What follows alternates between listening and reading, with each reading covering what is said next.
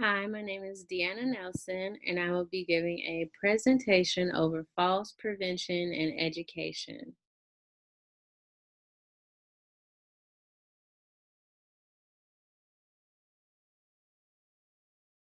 This lesson plan is going to include identifying risk factors and common causes for falls, identifying evidence-based intervention and prevention strategies, identifying proper assessment requirements for a fall, reviewing 10 published peer review articles for common causes of falls and national standards of fall preventions, designing a falls prevention education program for the staff, which is going to include a lesson plan with goals, objectives, and a short quiz, and tracking the number of falls and types of injuries for 2 weeks following the educational program that is presented today.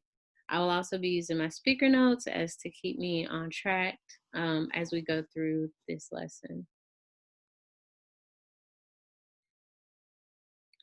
Common risk factors.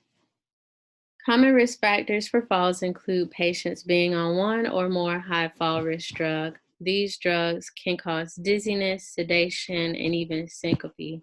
They include, but are not limited to, the psychotropic drugs such as anxiolytics, antidepressants, and antipsychotics. We also have antihypertensives such as lisinopril or losartan, diuretics such as furosemide or hydrochlorothiazide, and pain medications, um, mostly related to the opioids family, oxycodone and tramadol, which are commonly prescribed to patients, which can cause falls for patients who are not closely monitored by staff when they're in the inpatient setting. Other common risk factors include impaired vision, balance and an unsteady gait, reduced muscle strength due to extended bed restrictions while inpatient, also previous falls, as well as advanced age and chronic illnesses such as strokes, diabetes, dementia, and even incontinence.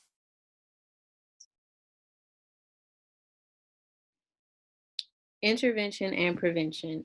A few intervention and prevention strategies that can be done by all staff on a unit include a protocol fall risk rounding every 30 minutes. And this is by all staff, nurses, nurse managers, your CNAs, nursing assistants, anybody who is assigned to that patient on the floor at that time can complete these fall risk roundings to ensure patient safety.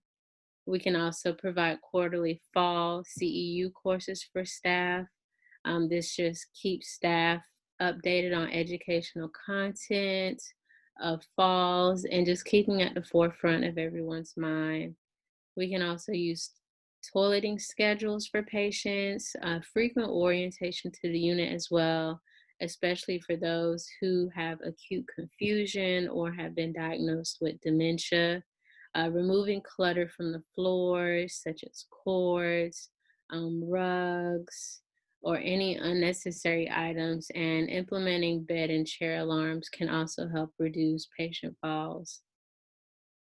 According to Kana, an approach to falls prevention has been centered on hazard removal and the provision of a more supportive environment, which just means that we want staff monitoring patients at any moment, anytime, just whenever you're walking by, checking on the patient.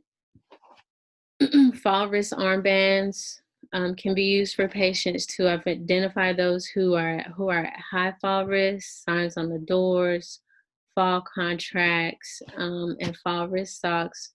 And these socks have threads on the bottom that keep the patients from sliding on these vinyl floors that are in hospital settings.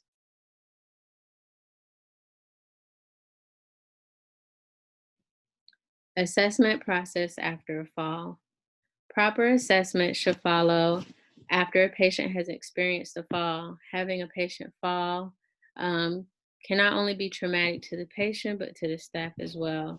We often rush to stabilize the patient while forgetting some common things, such as not moving a patient, if there's been suspected injury to the neck or back region, especially if there's not additional staff around to help move this patient securely. Um, After a fall, we should assess the current level of consciousness of the patient along with the standard airway, breathing, and circulation. Perform a head to toe assessment of the patient before moving them.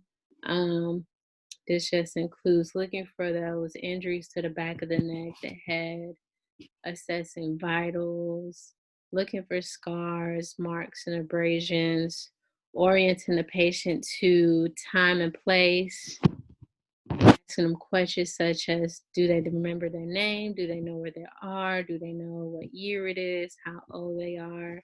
And this just assesses their level of consciousness.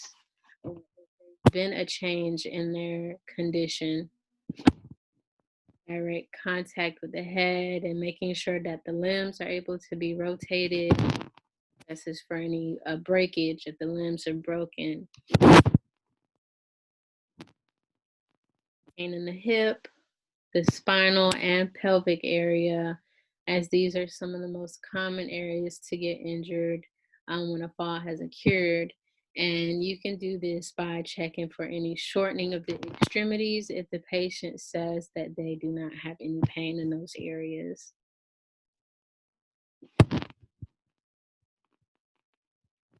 Um, we should also follow facilities policies and procedures for documenting falls. This just makes sure that there is thorough documentation and it helps to provide appropriate medical attention and nursing care for that specific patient after that fall.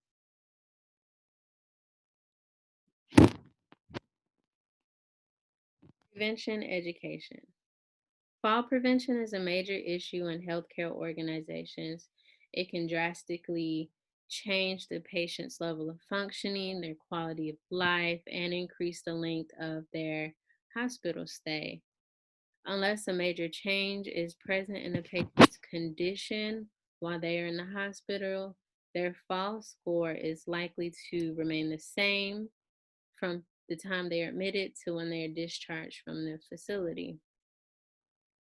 Since fall scores have a greater chance of remaining the same during a patient's time in a hospital, it's important to remain consistent with the assessment and charting process, and as well as utilizing those bed and chair alarms if needed.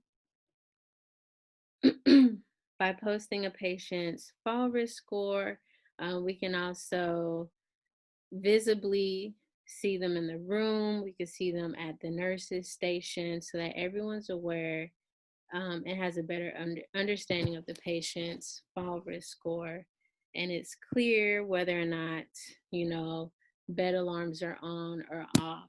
This means that we have appropriate communication across all channels with staff on the unit to prevent patient falls and maintain patient safety.